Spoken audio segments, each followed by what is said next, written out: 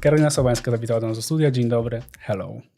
Dzień dobry. Hi, thanks for having me. On top of that, I should maybe add 3 more languages because we have a language enthusiast, let me put it this way, in the studio today. I refrain from calling people polyglots, but I want to know, do you consider yourself one? Well, first of all, thanks for having me. I'm really excited because I love speaking English, but I never, labels these days are a huge thing, and I'm trying not to identify myself too much with all of them. So when it comes to languages, which are part of my life, of course, but they are something that I at least do not really associate with my work. So it's something that's very private to me. Mm-hmm. I believe this is the area where I just try not to just put names to who I am. So I never thought, I'm a polyglot. So language enthusiast sounds good. It sounds good, right? I would say I love speaking different languages. I've always loved learning languages. So yeah, I never used labels in that case. We'll be getting into that. This is going to be the first part of our talk, languages, which I'm really excited about because language is also a huge part of me. I don't consider myself polyglot, even though I speak 5 languages, which is a bit of an over-exaggeration, right? Yeah. Because it's a different level of languages. I believe you become polyglot when you start dreaming in a language, when you start thinking in a language. It's not the case for me. Sometimes I dream in English. So you do labels a little bit. Right, on me, on myself.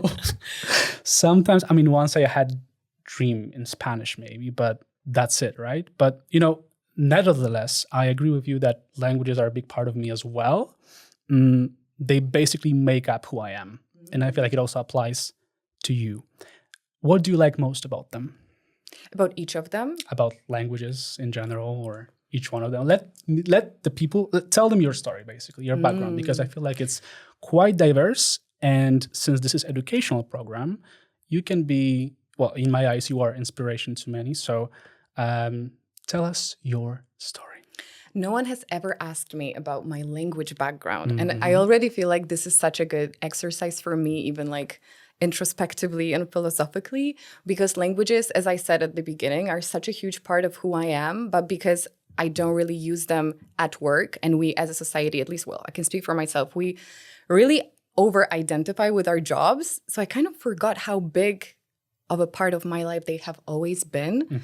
And as far as what you said, that polyglots are people that actually dream in these languages or in multiple languages, it has happened to me many times. Right. Many times in English, a few times in German, and a few times in Spanish. But in English, like very, very often. I would attribute that to just being surrounded by the English language all the time, like in my headphones through podcasts and all the pop culture. But this is a tangent.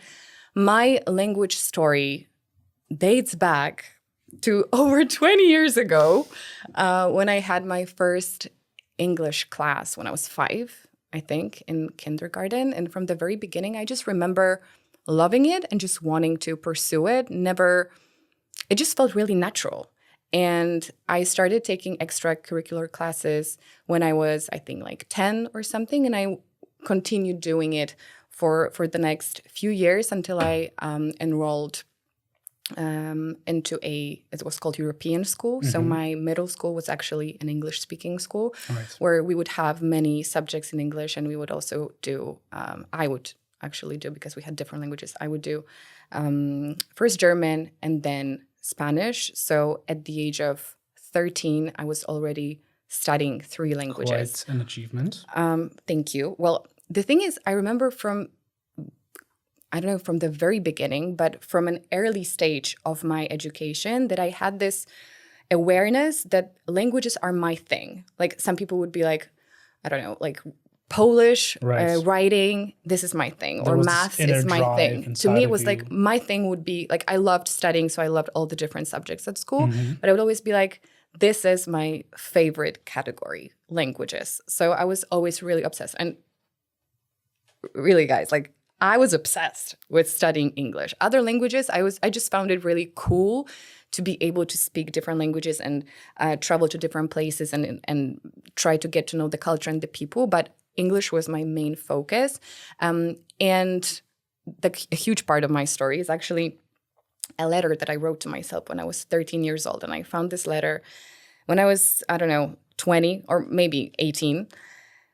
We did it in our English class, my extracurricular class. And it was meant to be a letter to my future self. I love that. A letter to an 18-year-old Karolina. And I said, my name is Karolina and I am 18 and I'm studying foreign languages in London.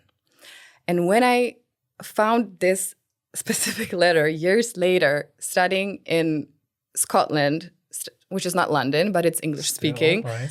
And doing foreign languages, I was like, oh my gosh, I literally fulfilled my dream, first of all. And I completely forgot that it was the plan since I was 13. Right. And I actually already knew what my path would be so early on. It was very natural for you. Yeah.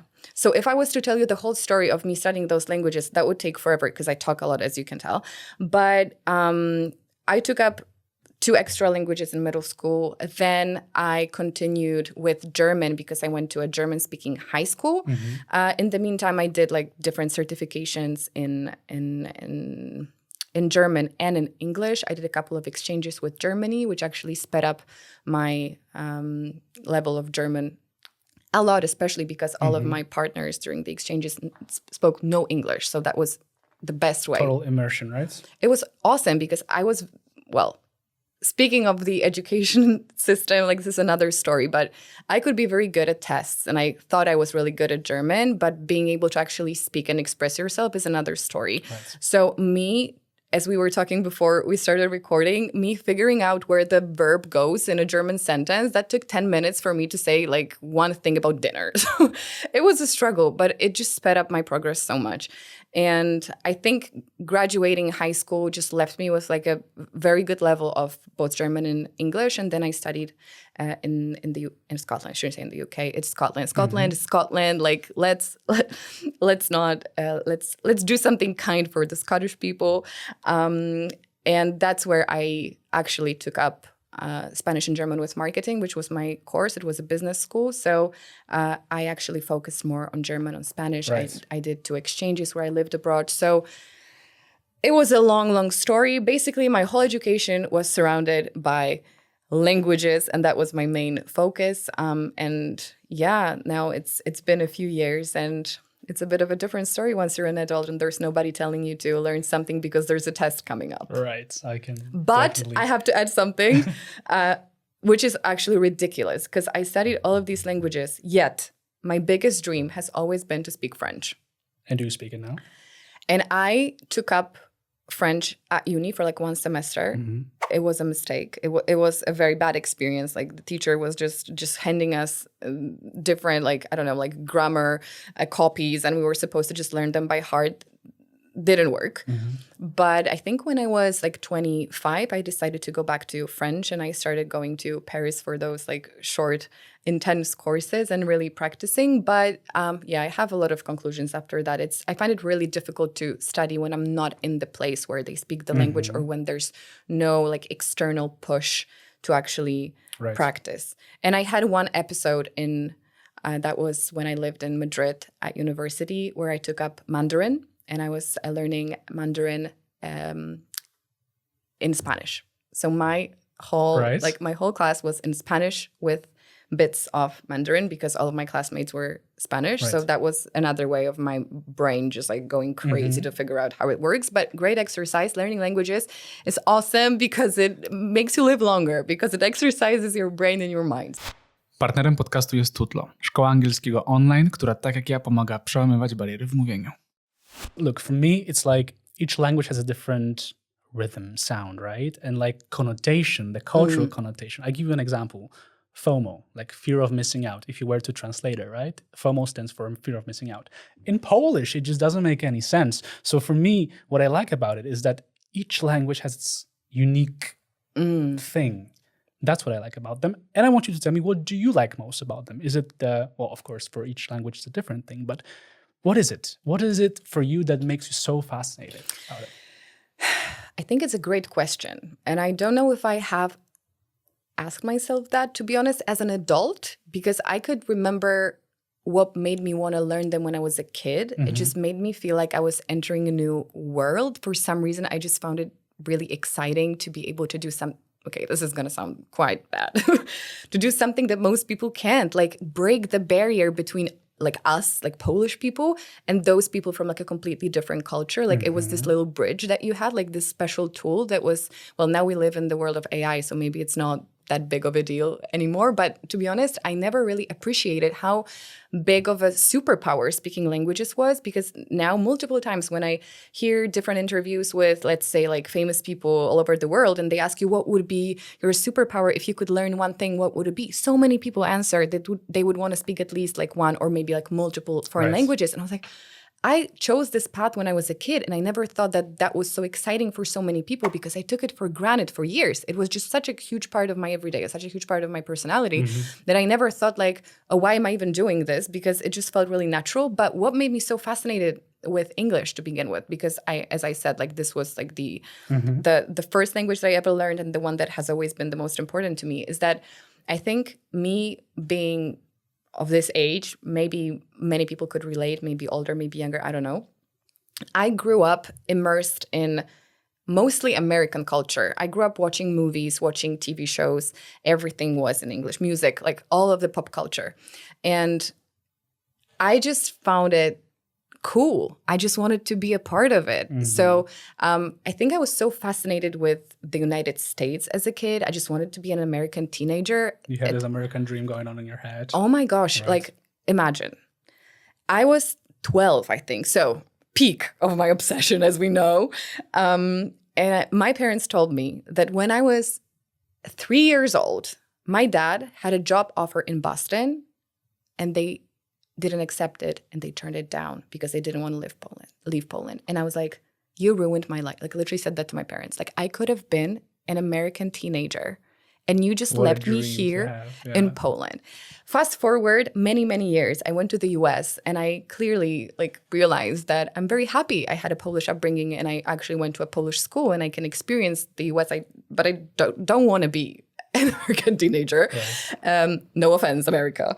But I really appreciated the way I was brought up, that we never left. But being so obsessed, I was like, oh, it was such an opportunity. So my biggest dream when I was a kid, as far as English goes, was for anyone, to be honest, to think I was a native speaker. I've always wanted to speak with an American accent, and I was obsessed with it. I was obsessed. Guys, I could talk for hours, because for some people, maybe it comes easily. I think I do have a lot of skills when it comes to learning languages, like even like accents and maybe my memory. Like it was quite a smooth process for me. But I have to say, it took so many years, days, hours, sweat and tears to get to the level that I reached. Takes a lot of effort. At a certain point when I was like in high school. Because when I think of my language classes, especially like English language classes, and the techniques that the teachers were using, and the amount of studying things by heart, and both grammar and vocabulary, like that was, I would say it was like months of nonstop studying for 12 years or something like that. So it's not like, oh, I went on a trip to the US and I started speaking and it just clicked and now I'm fluent. Like for me, I have to say, like I was studying dozens, if not hundreds of words a day when I was in middle school in this like English speaking environment. And when we had like our oral exams, like 2 grammatical mistakes would make you not pass. Like 2 mistakes. Well, of course, not like super tiny mistakes, but basically if you said like he have or something like that, you're gone. So I was also part of this like language regime, I think, and I was very stressed out, and I really wanted to perfect it. And I don't think it was very healthy, but no one told me this when I was a kid. And when I was older, and now I don't really care about the way I speak in a way as far as my accent goes, because also that was a huge part of perfecting the language back in the days. But now I know that because I travel so much and I've been to so many different English-speaking cultures and I listen to so many different people with different accents, I adapt. And sometimes I have a phase where I just pronounce something in a certain way because I listen to like a British girl, or I studied in Scotland, so I say Scotland, and everyone always like, oh, you say Scotland, and I can't say it any other way. It's just like ingrained in me. So I think I'm a lot more chill and flexible. And yeah, there's so many lessons you learn through reflecting back on this whole system, how so many people really want to be perfect when it comes to their like grammar and just like never make a mistake, and then they go abroad and they can't speak a word, and there is this like average student that is the biggest problem of Polish educational system, in my opinion, right? So many of my friends, like at least like for example from high school where we did German, the people that had like all the A's would be very shy and could not speak. And people that would have like C's would suddenly thrive because they were a lot more chill and like open speaking. There's no right or wrong, but no, the system is wrong. No, but you get the point, right? Yeah. So I think like you know what, a funny thing is when I was in Paris and during one of those courses as an adult, I remember there was this exercise which is very common that you have to like put words into like empty spaces. So there were like 10 words, let's say, and I didn't understand like most of them. There were like verbs and nouns, like a mix. So I read the text.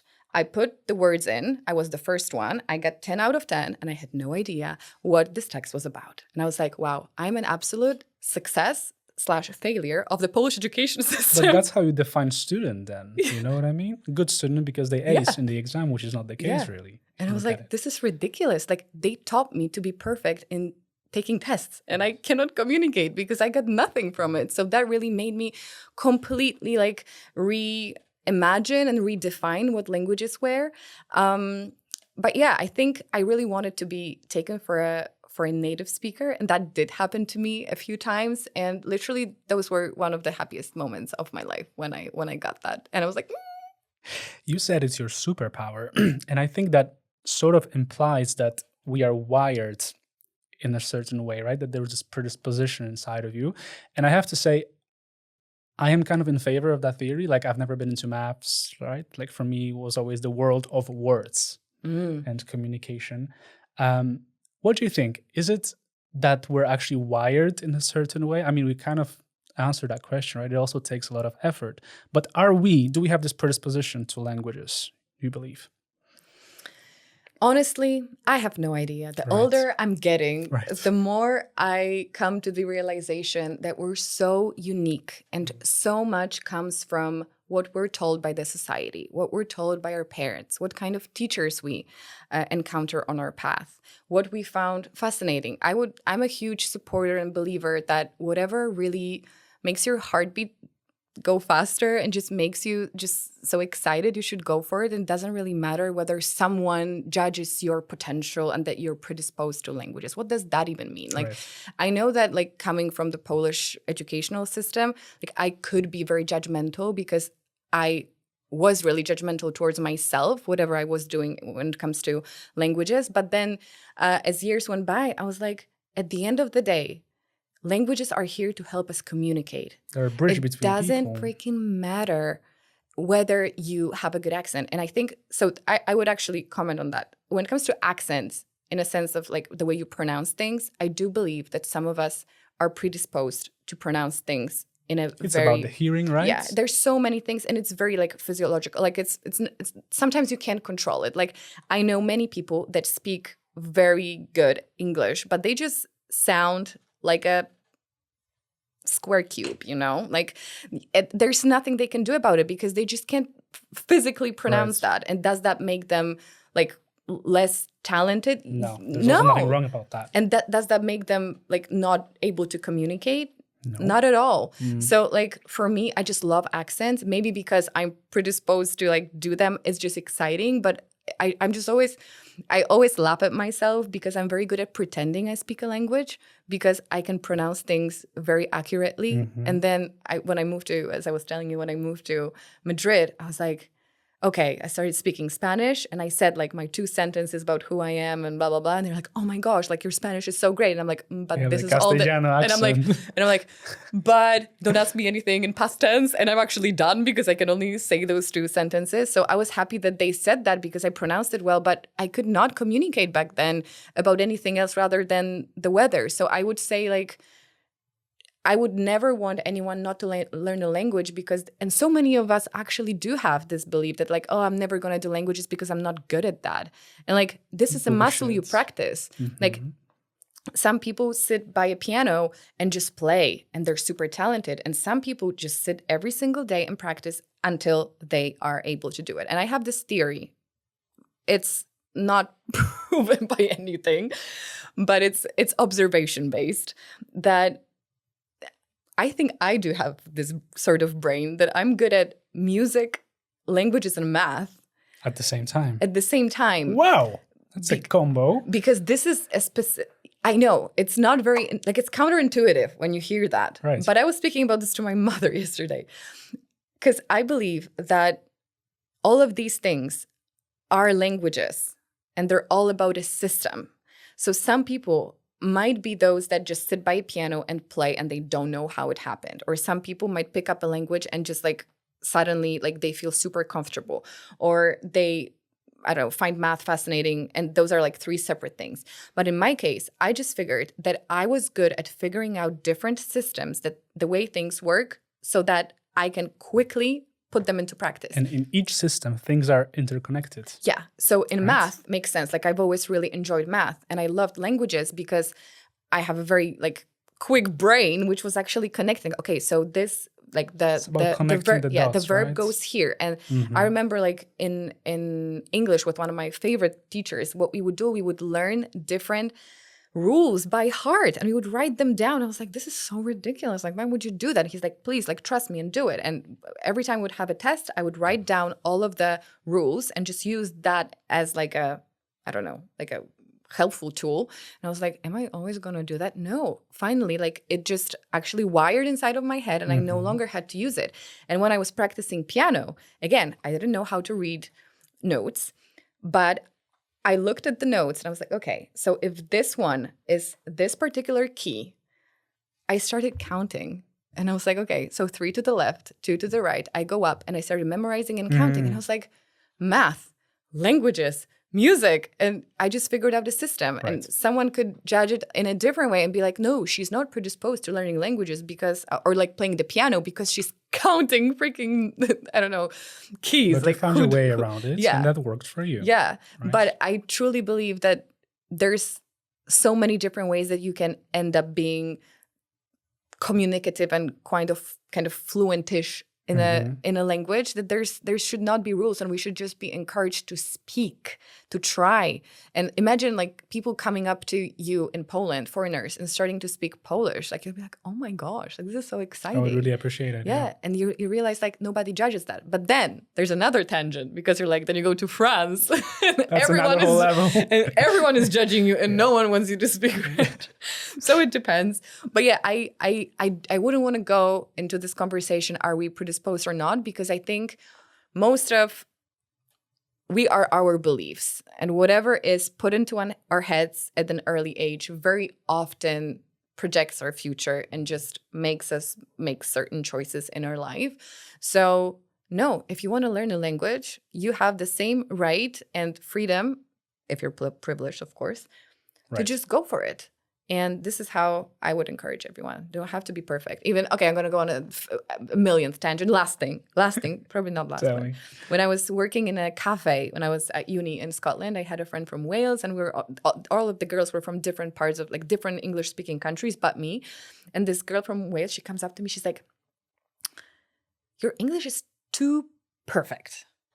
Like, you sound like, I don't know, it's like BBC, like you're a TV presenter. Like, people don't speak that way. I was like, and I've always, strived for this perfection and never making a mistake. And she's like, this is not natural. And this is what made me feel like, okay, loosen up. It's all about communicating. It's all about communicating. And even though you make mistakes, I mean, that's all that matters, that you can communicate with another person. Look, Karolina, apart from having your own podcast where you talk about important issues, right? You talk about conscious living, you invite inspiring guests. You also have your own series, Przerażająco, where you focus on sharing knowledge, tips on specific things. And you focus on in each episode, you focus on one thing. You dedicate the whole episode for one thing. And in one of them, you talked about different languages and how personality changes. I was hoping you would say that now. Thank you. Into that. How do you feel your personality is shifting between the languages when you talk different languages? All right, where to begin? Yeah, I completely agree. We have a different personality in every language. But I recently said to someone that I do feel like I am pretty much myself when I speak English. I feel comfortable. I feel like I can talk about anything, basically. But there's a but, which means you can never go back to being a child in the US when you were a child in Poland. Like the history, the politics, all the social issues, all the movies or all the TV shows and all the little jokes and those little bits, right? Yeah, those words connecting and sounding funny when you just slightly switch them up. Like this is something that is such a beautiful part of your native language. And I also believe that Polish is such a beautiful language. I've learned to appreciate it a lot more. I think through learning different languages, I'm like, oh my gosh, we have so much nuance and there's so much you can just express with such small changes. Whereas in the US, you just say the word put and you can actually translate it into like 500 different things. And you're like, this is not very exciting.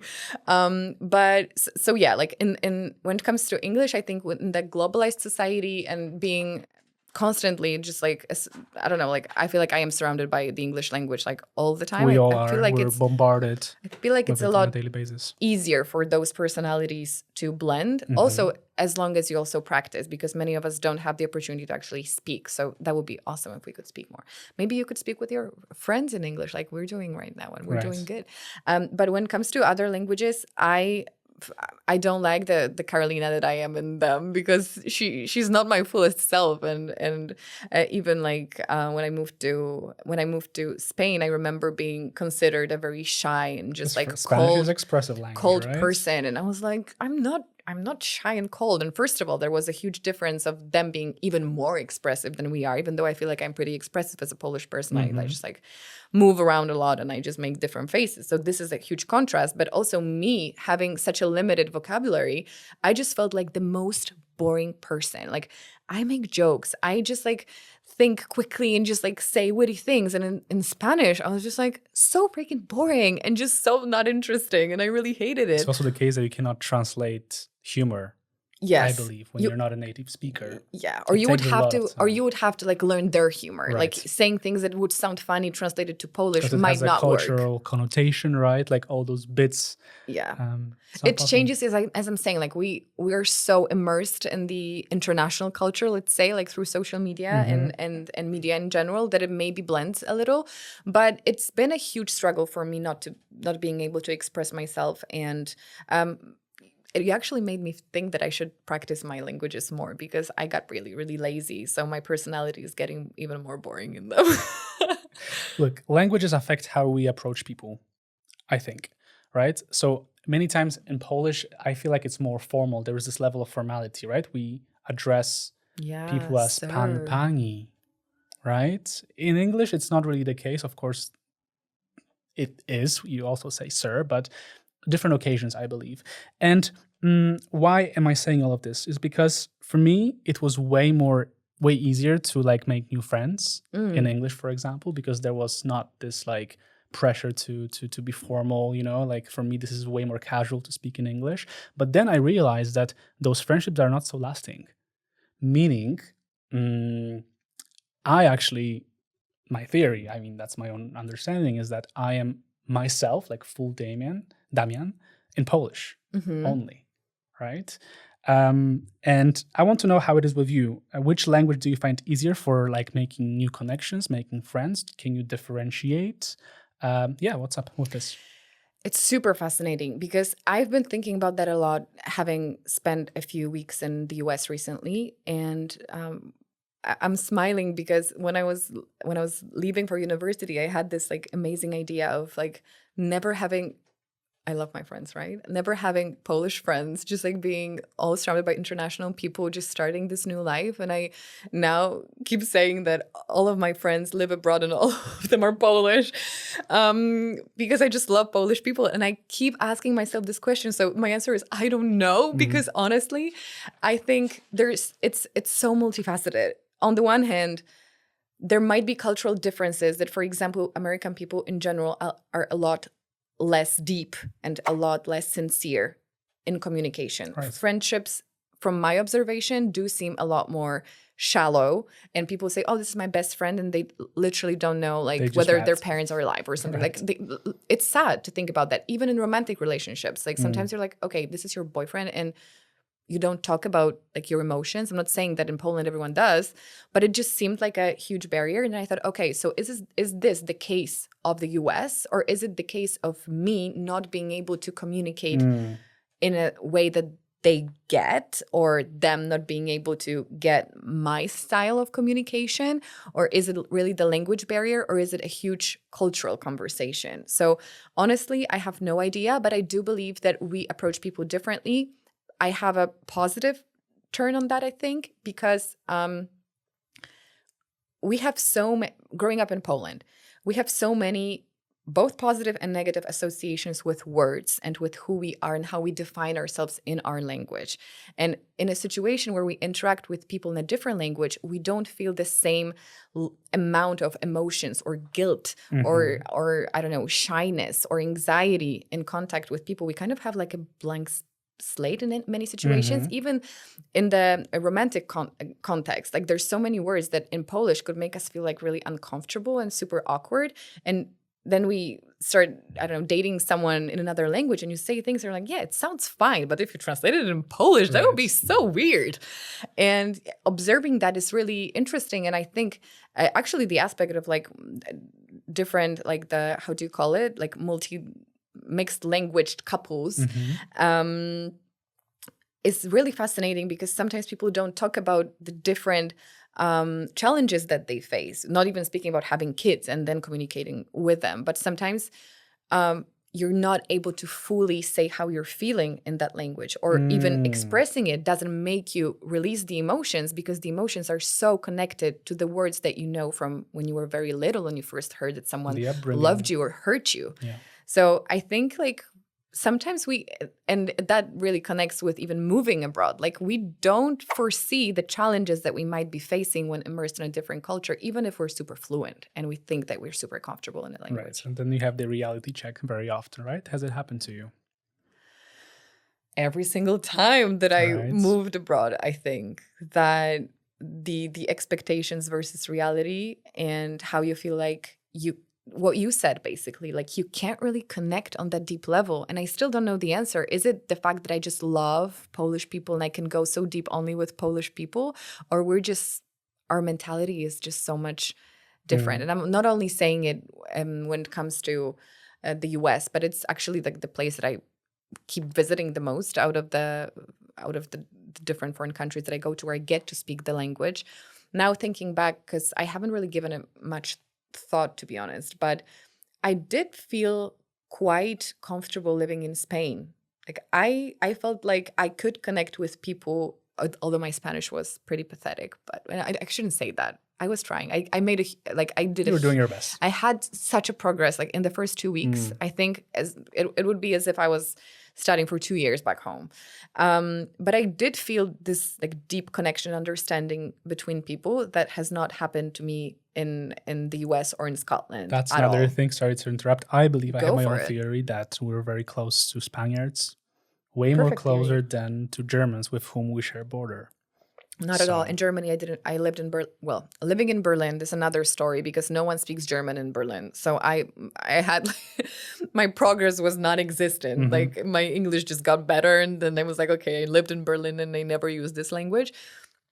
Germans are also not very supportive when it comes to you speaking their language, and they're very good at English, so they actually enjoy practicing English. Right. So I would also, they say Berlin is not Germany, so I don't want to make assumptions about the whole country, because I'm sure going to like a smaller city wherever in Germany would be a completely different experience. But in general, I believe that it's a different situation when you go somewhere for a trip, when you go somewhere for a holiday, when you move there, whether it's studying or for good, whatever that means, for a contract, for work, or for a season of your life. It's a completely different story, completely different challenge. Speaking the language is of course helpful, but sometimes it will not break the barriers, and sometimes it will never make you, or it will not help you feel like you're home, because finding a new place to live, finding a new home is another challenge of itself, and there's no rules within Sense that of belonging. We'll be getting into that. But before we do that, we're going to be slowly wrapping up with languages. And we have one last question from Tutlo.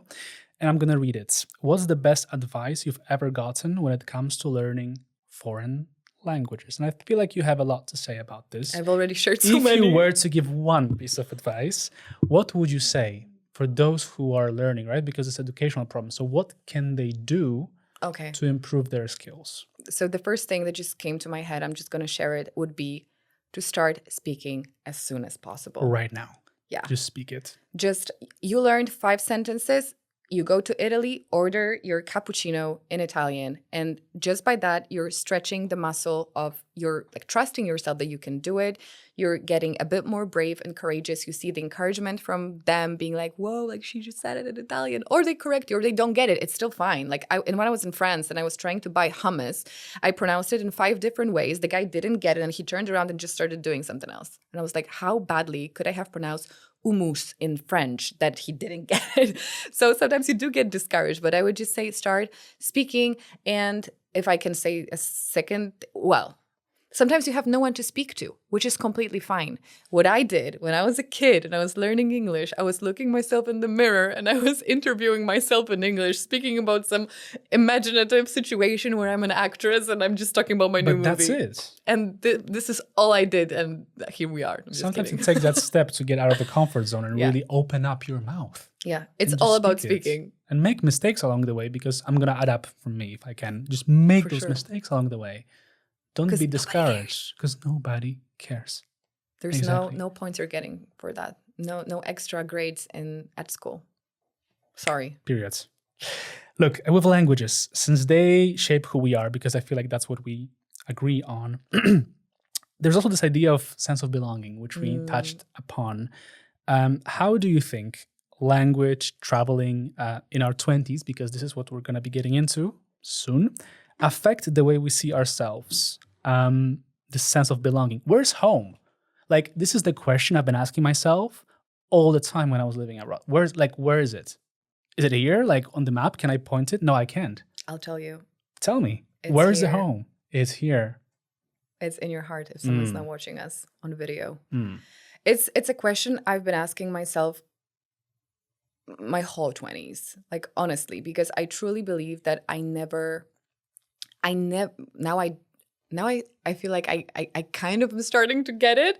But beforehand, I had never had this sense of feeling at home, even at home. I loved my parents and I loved my home in a sense of like our house and our family. But ever since I remembered, I wanted to leave. I'm from Łódź. So like, and we love Łódź, of course. But I knew that I was not from there and I was going to find my home somewhere else. You wanted to detach in a way. Or is it over? I wouldn't say detach. I would say I had this sensation that, okay, I grew up here, but there's somewhere else that I need to explore. And for years, I was trying to find my place in the world. And I was literally moving around, of course, I went to university and all those exchanges. And then I had many different travel and moving projects to Paris. And I had many ideas. And every time I was going somewhere that I found exciting, like the US or Australia, I was like, maybe I'm going to move there. So I was on this quest to find my home for almost a decade, I think. And I wouldn't say it was detachment. It was like, I know that I'm from somewhere else. Like, I know and I'm going to look for this place. Yeah. Right? And I'm going to be on the quest of looking for that place. And after all these experiences, I was still in a place where I didn't find it. And I was like, what's wrong with me? And even like doing this series, like the podcast series, which was called Jak żyć, when I interviewed different people that moved abroad, I was like listening to their stories and I was like, okay, I'm starting to see where the issue might be, because I always wanted to have this feeling, I don't know if you can relate, that you go somewhere and you're like, this is home. I can feel it in the air. And many people were telling me, like, I went to India and I was like, I made it. And all the different stories, all the different places. I'm like, what is wrong with me? Why am I not feeling it? Why have I not found it? And I think after all these years, I realized that it might sound a bit cliche, that I am like this citizen of the world and I just love exploring the world because I just feel really comfortable moving around, not even moving in a sense of like moving your life there, but just traveling and exploring different places. And I just easily blend in, and not in a way that I would stay there. And I thought that this was on me, that I had to fix something about me. Why can I not go to London and be like, yay, let's settle here? Whatever settling means, right? This is another thing that we could talk about. And I was like, no, like I go there and I just get bored and I want to go somewhere else. And I was like, maybe I should just talk about it more in therapy, be like, why am I escaping something? Like I was looking for a system error in myself. And where I am now is that, yeah, home is here and you bring your home with you.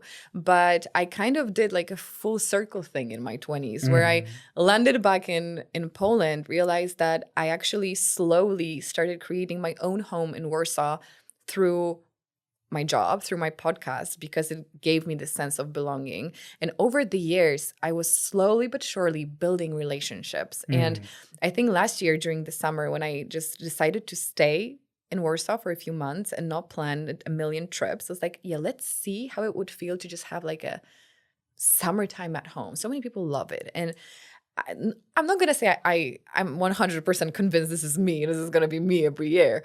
But going for a walk, seeing your friend passing by, or waving at someone at a cafe, going to a Pilates studio and being like, oh, hi, how are you? Not even being friends with these people, but acquaintances and people that you know, and just seeing their smiles, having a little small talk. I was like, ooh, so this is home. This is what people tell you, where they feel like they belong. And I never had it, because when I was at school, like I wanted to leave and I had all these dreams, and I'm happy I did. But then every time I never gave those places a chance, the places that I moved to, whether it was like Edinburgh, Madrid, Berlin, Paris. I was there for a moment and I was like, oh no, this is not home, because I felt lonely. I felt so, I don't know, like inadequate. I felt like irrelevant. Like, what am I doing here? Like, why am I here? Because I didn't give myself time to actually build a relationship with a place. Which takes time, and abroad it takes even longer. Yeah, well, you never know. Like, I'm trying not to like just give people like straight advice. Like it has to be hard or something. Sometimes, sometimes you go somewhere and it clicks. But in my experience, it was just like, okay, I was patient with Warsaw, and I didn't think it was going to be home. It just kind of happened naturally. Right. And now I love the fact that this is home and I can go explore the world, but I still have this base, and this base is important to me because I have something that I feel important doing, which is like my job, my friends, my family. But who knows, like maybe I'll move somewhere and start over again. But honestly, like every time I have this idea, I'm like, remember that people over idealize the idea of moving abroad. And they think, maybe people will be like, why are you still in Warsaw? Like, you could be anywhere. And I'm like, I was anywhere. And it was very lonely. And it's really hard. And I'm kind of loving this comfortable feeling of having this sense of belonging and this sense of home. Right. Karolina, what's wrong with... Oh, you said it in like a Spanish accent. Karolina. What's wrong with me? You said those questions 2 times. I think I counted correctly, right? These are questions we ask ourselves a lot in our 20s. And why are we talking about 20s? I asked you, well, we had this conversation before meeting, what would we like to talk about? And I proposed to talk about chaotic 20s, this time of our lives when there's a lot of expectations that we put on ourselves, right? Where the identity is fluid. It changes all the time, especially when we move. I'm turning 25 in May. You're approaching the end of this wild decade. Still 29 this year. But I think because of that, we can together reflect on that time and see what this chapter really means. So my question for you is, how have your 20s shaped your sense of who you are? They are everything. Honestly, I remember, I have to say it because I love my grandpa, and he's a historian. So whenever he's asked a question, he starts with like the 17th century, and this is me. I can tell you, I can answer a question. I have to be like, when I was 18 years old, I remember. But I'm still gonna go for it. I was in high school and I asked my parents whether they would switch with me and be 18 and instead of being whatever they were, like 40 something. And I was convinced they would be like, oh my gosh, for sure, who wouldn't want to be young? And they're like, never. And I was like, why? Like, how old would you want to be? And they're like, at least 30. Like, your 30s is like your best time ever. And I was like, this is weird. 30 is old. And I get it now. Like, I'm still not 30, but I'm so excited that I'm close to being 30 because I always say that even if I was to go back half a year from now, I wouldn't. Or a year from now, like whatever was going on with my head, I don't want to go back to this place. Like it has shaped me completely, but it has been, I don't know if I can say this word, a shit show. Let's use the word. Let's call a spade a spade. Shit show. Yeah. And I'm so grateful that I had a support from many of my friends are older than me. And I also listen to podcasts of many wise people that are older than me. And they would always embrace the idea of allowing your 20s to be a bit crazy and be super confusing. And I'm like, okay, I get it. But at the same time, I remember being 23 and thinking that, like, as we were talking before, I'm graduating uni and this is the beginning of the end of my life. Like I now have to make serious decisions and I have to make something out of this. What the hell am I supposed to do now, right? And I remember my favorite quote is from my grandma. Love my grandma. When she came up to me when I was, I think, 24 and I was moving to Paris, 24, 25. And I was so excited. Like I could, so free, so flexible, so happy. You know, so many people would be like, whoa, so amazing. We can just like pack your stuff and go to Paris. And there's my grandma grabbing me, being like, look, grandpa is worried, right? Grandpa is worried that you have not settled down yet. And I was like, and I'm glad that I had the maturity to be like, okay, this is not my story. This is not my narrative. But so many people do hear those stories all the time and they do believe them. That once they graduate, once they're 24, 25, they should already have everything figured out and have a lifelong plan. And they should have a flat, which is a huge controversial topic in our country these days. Like having a flat is a huge luxury.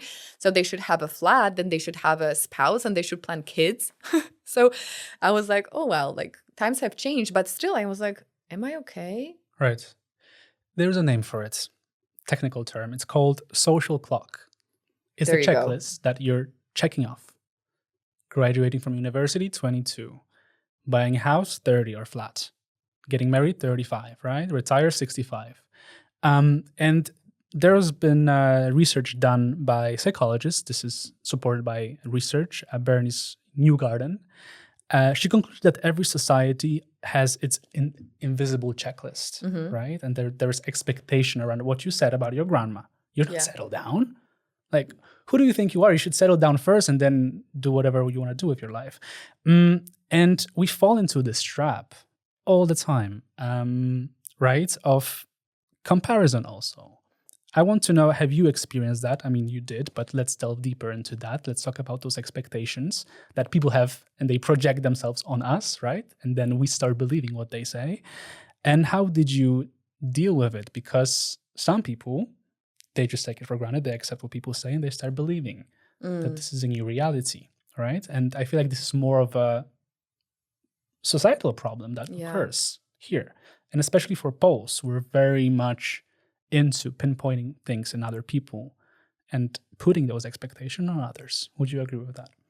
Yeah, for sure. I think I've always been the kind of person that did things differently and always felt like I was different and I wanted to do them my way, but that created this whole narrative of something being off or like I'm a weird, like all the labels that I actually gave myself, right? Because I'm not following the traditional path. And I want to say two things. First of all, it's completely okay if you do check those boxes and you do follow that path because everyone has a free will.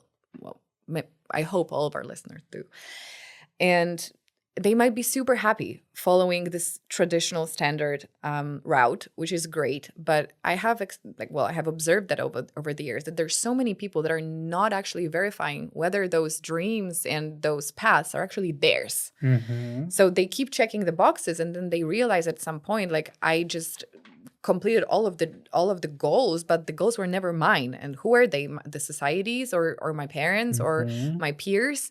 And I think this is the most important message out of all of that is like, just sit down and think of what you truly want and how you want to live your life. And it's difficult because yes, like I've had this my whole life where I had to like fight those external beliefs. But the thing is, I never felt like someone was actually directly addressing me from my family or anyone around. Oh, my grandma's another story, but she's a grandma. It's a bit different. We forgive the grandmas, exactly. right? So my parents, like, they never pressured me to do anything, but the pressure was, I don't know, it was like, it was societal for sure. And I was giving myself this pressure because I was thinking that that was the expectation of me in this society, even though no one was telling this to my face. So as you said, it's like it's also about bigger allowing problem. This to be in your head and to constantly I was not even that. questioning it because I thought it was, see, my example, you asked about it, so I'll tell you, like, I've always been, I studied a lot. Like, I was learning a lot and I was very ambitious and I just wanted to go to as great school as I could, as great university. And I had all of those dreams. I never thought why. I was just like, because I'm doing good at school, it's normal that I should go to a great university and have this paper and then just like go to another university to do my master's. And when I was doing my bachelor degree in Scotland and I was living in Madrid, I remember this particular moment when I was talking to my friend who actually studied in Scotland as well. He was from Poland. And I was telling him that the university I'm going to is like not good enough. And I have to apply for master's in the US to go to an Ivy League school because this is what I'm supposed to do. And he's like, he started asking me like, why do I think that? He's like, come on, like it would be such a waste of my potential. Like who am I if I don't have this? Like, who am I if I don't have the achievements, the external achievements, the academic achievements?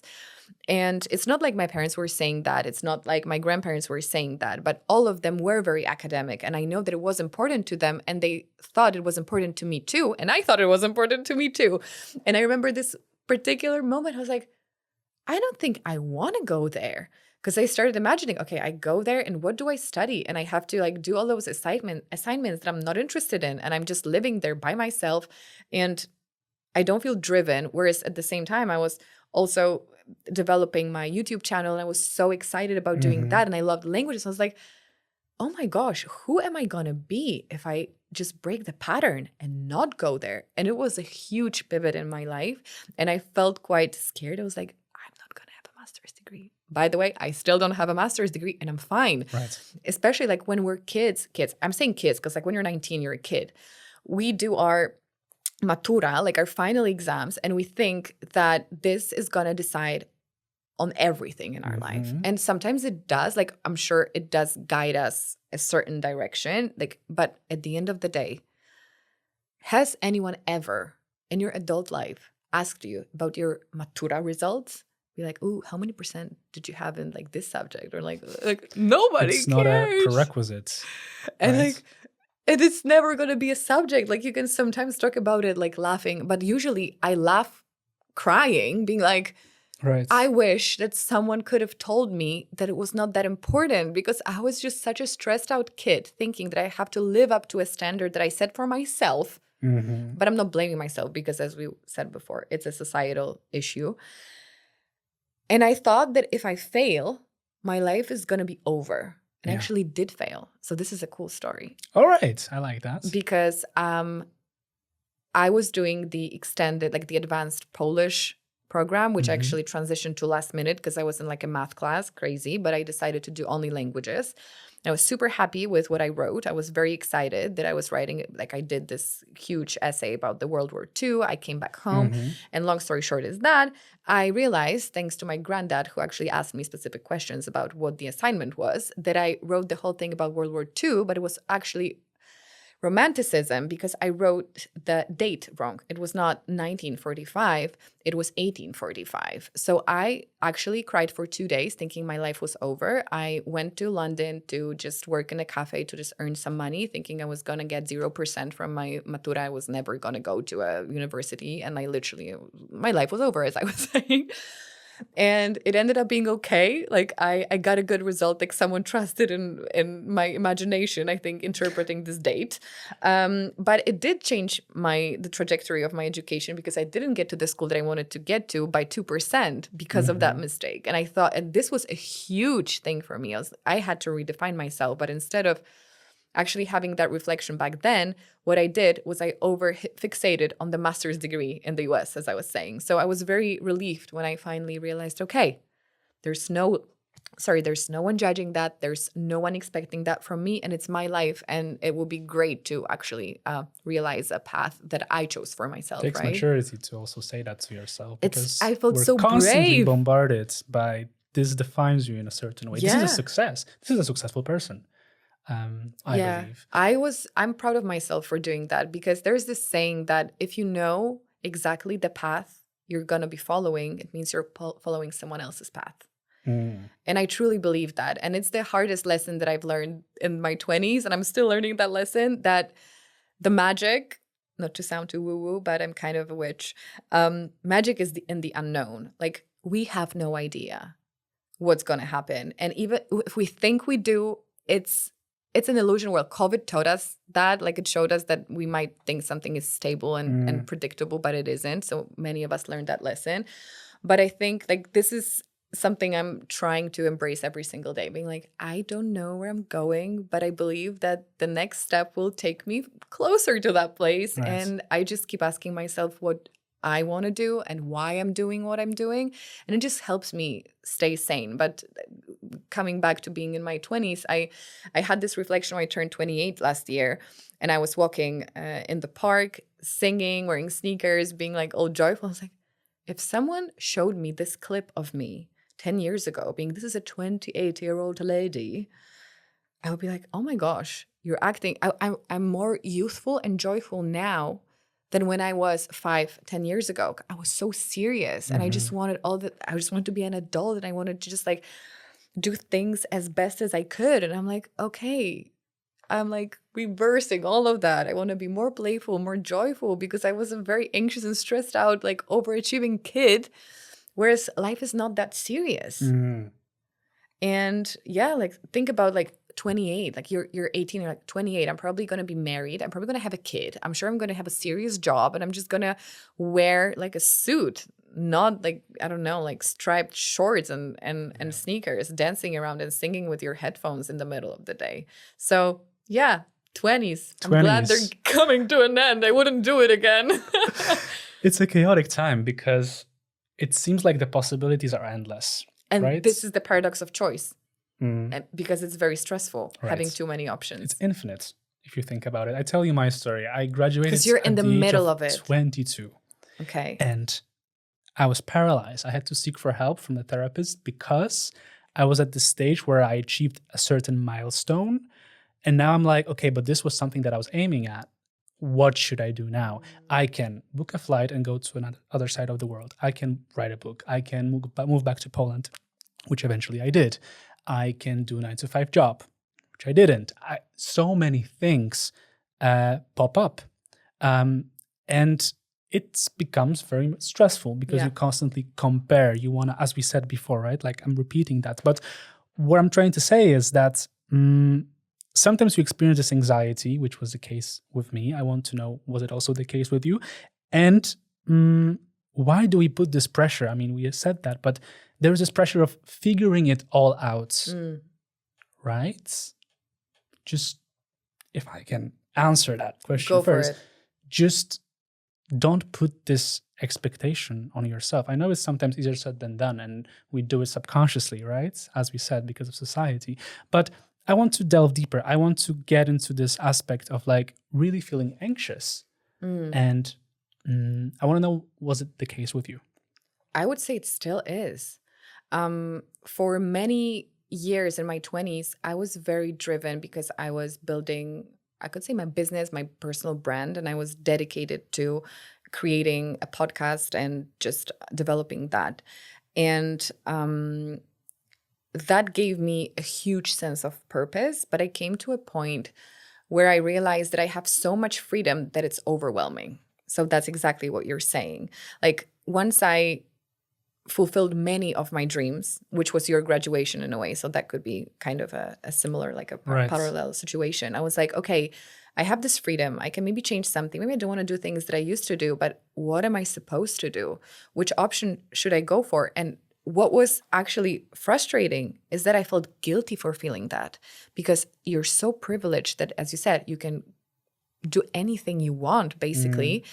so many people don't have that choice, and you do have that choice and you don't know. So instead of being compassionate with myself, start blaming yourself. Instead of being compassionate and being like, oh, how can I help you? Like, how can I just ask you what you truly need? Like, it's really hard being a young adult in the modern era.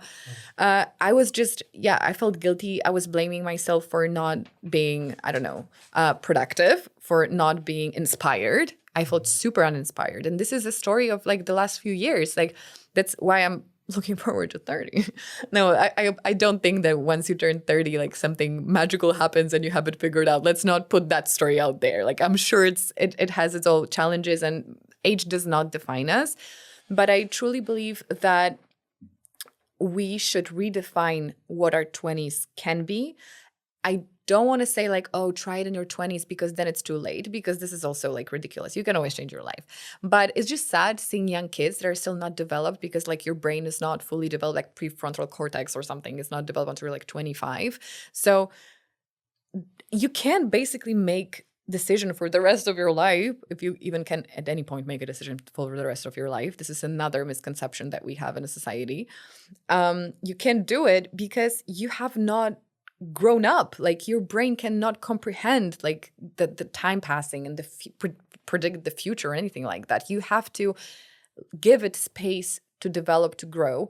And I have a younger brother who's 23, and I love like observing him grow up, because I'm trying to be the voice that I never had, even though like, because I don't have siblings, I don't have anyone from my generation to like guide me and to know what I'm going through, because I don't want to like blame parents or compare parents, because they lived in a completely different world without social media, without the comparison. And I think this is a huge component to this whole thing, because when people are like, oh, what happens to the kids these days? Like, they are so like entitled, or they don't know what to do, so confused. Like, it used to be better. The world was different. Right. Like, there were specific paths that you could follow, and that was easier. As I said, there was no paradox of choice, because you had a few options. It's so much easier to choose from 5 options than 500 options. Or even more. And you didn't have social media that was showing you how people are living their best life, which they're not, because it's just a fraction of their life. So we have no idea what kind of life they're living. Maybe so some you of didn't them compare yourself to others, right? Some of them are living maybe their best life, but we don't know, and we will never know.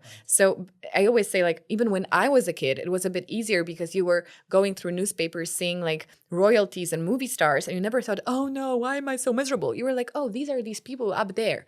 But now on social media, you have everyday people that are suddenly fulfilling all of the dreams you could think of, and here you are, 22, graduated, and no idea what to do with your life. It's all about also another aspect of that, defining what success is, how the capitalist world actually defines success, what we were told is success, how different paths of life might be judged by others and considered less ambitious or less successful. And coming back to your question, which was how it was for me and what helped me, I think a huge component was finding people, so back to the community, back to the belonging, that were actually wrong too, like weird too. I'm saying it in quotes because it's like nothing's wrong with anyone. We were just a bit different than the societal mainstream message. And once I started surrounding myself with people that had similar approach to life, I started to feel like I was actually okay. Everything was fine with me. We're all figuring it out. And through that, I just feel like I found support until this day. I feel like many of my choices are maybe not conventional, but because I have people that share my values, I feel like, okay, I'm good. The fact that I'm 29 and I don't have my home and kids and all the settled life that my grandma would wish for me, and she could breathe, exhale, she would be relieved that yes, she's finally okay. I know I'm okay because I have people that just, not that you should have to validate yourself through others, but it is super important. People that just tell you like, you're loved the way you are. You're fine. You're fine. Yeah, you're accepted, and we're similar, or different in a way, but similar in some aspects. It's about this, also being aware of the fact that there are people like you. Because social media nowadays is just, we're bombarded with, as you said, right, this vision that doesn't really exist many times. And having the sense of community is really important. How do you think we can let go? Open question, because I don't really have answers to that. How do you think we can let go of this pressure, of these of this pressure and be more present in the moment and really just listen to our inner gut. Because I feel like it takes a lot of time and courage to like really listen to your inner self, because you constantly have this stimuli from the outside world that you sometimes forget about this inner, even child maybe, who had these passions, you know? What can we do? It's an open question. I don't have answers for that. I'm trying to. Let's delve into that. What do you think? I'm gonna kick it back to you. Go ahead.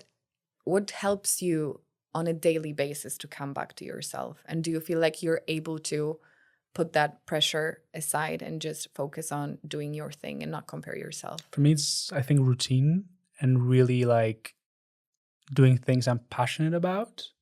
I also have the thing that I'm lucky enough in a way. I mean, I worked for it. Like, this is years of me learning a language, you know, learning all those soft skills. But at the end of the day, it's also about like going back to this little Damian and like listening to him and being like, okay, so this is your passion, you should go for it. And it's remembering maybe that. Answer my question. I'm happy about that. But this is love right? that. I love this answer. I think it would be one of the best pieces of advice. And it's also a tool that I used over the last years, figuring out who I was, which I really want to say that it's not that I now know more about my future, my plan coming closer to the end of my 30s. Oh, not that far. End of my 20s. But I know more who I am, and I know how to communicate with me. And I think this is the skill, because we might never know what we're going to do in a few years. But being closer to yourself, and one of the tools that I have used and I'm still using, it's really helped me a couple of years ago when I was really, really confused, which I feel like I was confused for the last 10 years. So yeah. Bless me. We all are. We're in the same exact boat, and we're just floating, you know, at the ocean. In the ocean. This is another tangent. One of the huge parts of growing up, when I was 20 something, moving to Warsaw, like maybe I was 25. Yeah, I was meeting more people that were like business owners. They were doing all the cool stuff, and realizing that they also have no idea what they're doing. I was like, oh wow. I thought that when you have like this kind of a business brand where you structured do these things, life, right? Like you're just like, oh yeah, this is my life. I'm cool. This is great. I wake up and I know what I'm doing. And they're all as confused as we are. So I was like, yeah, it felt like a relief. I was like, okay, so I'm actually fine. We're all improvising in a way. But one of the tools that I used was, like coming back to what little Karo loved doing. Because I had to unlearn so many things that I thought I had to do, and I thought like how my day would look like, and like what kind of activities I would take up. And I was like, okay, I don't actually like, I don't know, I don't like this sort of meditation. I don't like this physical activity. Like there was so many things that I just wanted to do because I had this like vision of who I was supposed to be. And I was like, okay, let's just strip it down, erase all of these things, and ask myself, what did I enjoy doing when I was a kid? Which was learning languages, singing, performing, dancing, fashion, like just being this like light bubble surrounded by creativity and all of those activities. I was like, oh my gosh, like what happened to that girl? Like, why did she become so serious and so structured when I was always like so carefree and just like so artistic? So getting to know her again and asking her what she wanted and what she needed was a huge part. I was like, oh yeah, I'm still the same person. And I still love dancing. And I play music in the morning and I just sing, and I just feel so much happier when I do that. So that was a huge part. But actually, I do believe that your question is the answer to it. So you said, how do we stay more present? And when we're just surrounded by all the stimuli, noise, that's exactly it. Like just try to cut down on the stimuli, come back to the present moment. And a practice that I am actually really embracing in my life these days is just practicing nothing. Sit down, sit still, in silence. Right? Like maybe it's not for you for now. Like there's so many different ways that we can try to unwind. Like we can have like a guided meditation, or we can listen to music, or we can cook. Like there's many different things that can be very meditative and very like grounding for us. Or go up for a walk in nature, listen to something. Like it doesn't mean like you have to sit still. But for me now, after years of even being productive in my free time, being like, oh, But when I do this, I have to listen to this. I have being overstimulated. even though I thought it was like all about self-growth and education. I was like, it was too much information because it was so much noise. I did not hear my own inner voice. So I would say that usually the best advice is the simplest advice, which is also the most difficult sometimes, because what we want to hear is those like quick fixes and like secret sauces of like, oh yeah, you have to download this app and you're going to be fine. And this is going to be all your questions answered. But as everything in life and your big decisions, your job, your sports, your relationships, your eating habits, like all of these things, like you have to figure it out for yourself. There's no one that's going to come in and be like, here's how you're supposed to live your life. It's going to give you instructions, right? On you might use them to test them out. It's great. And I really support it wholeheartedly.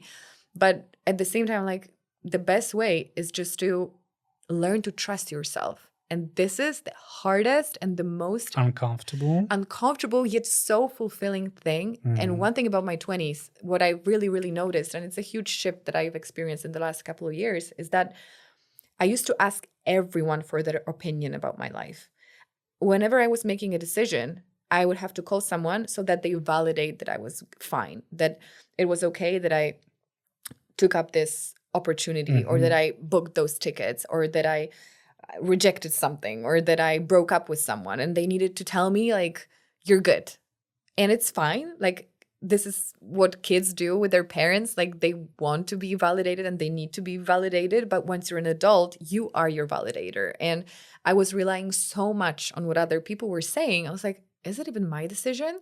Because I started realizing like, I no longer agree with that person. Why do I keep relying on them for my life decisions? And once you are okay with your decisions, which is the most amazing thing about being an adult, everyone else will accept it. Because I feel like when we're not sure and when we are confused and when we're trying to pretend like we know it, we get so easily triggered by everyone. Someone asks us like an uncomfortable question. We're like, no, I know what I'm doing. And you're trying to defend yourself because this is not grounded in you. But once your decision is truly yours, even if your grandma says that you're not settled down, I'm going to just hug her and be like, Granny, I'm so much more settled down than you think.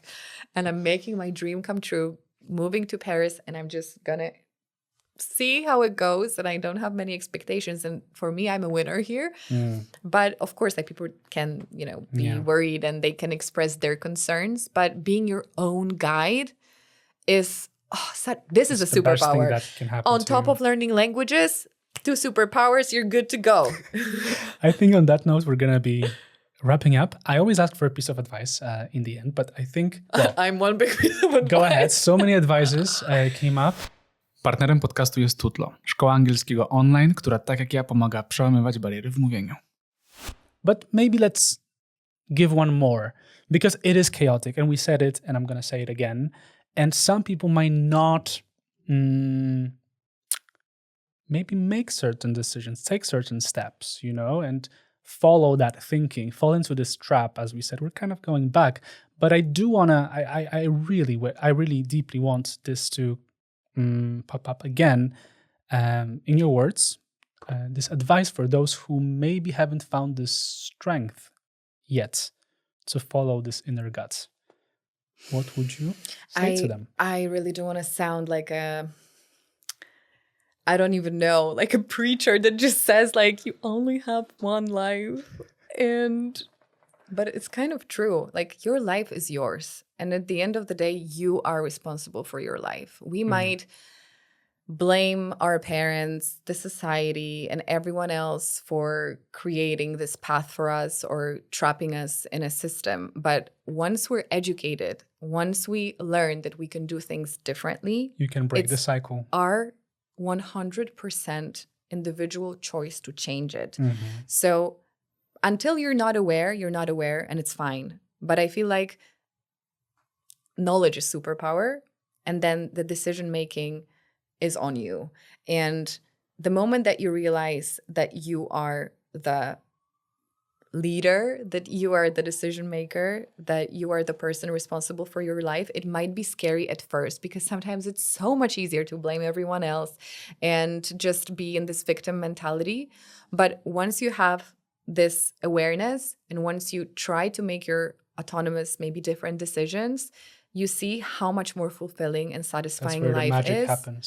And then you want to do it more because you learn to trust yourself more and you see that life actually feels better then. And I think that step by step, like we just add those small pieces and add those puzzle pieces to the story. And then this is how we grow up and we're like, I think I'm an adult now. And Right. it's not at 18. It might be a lot later, but also don't put that much pressure to know it now. Like even listening to our conversation, like, okay, this might be another step, but it might take you 5 more years before you can actually breathe out and be like, okay, I And think I'm that's no longer fine.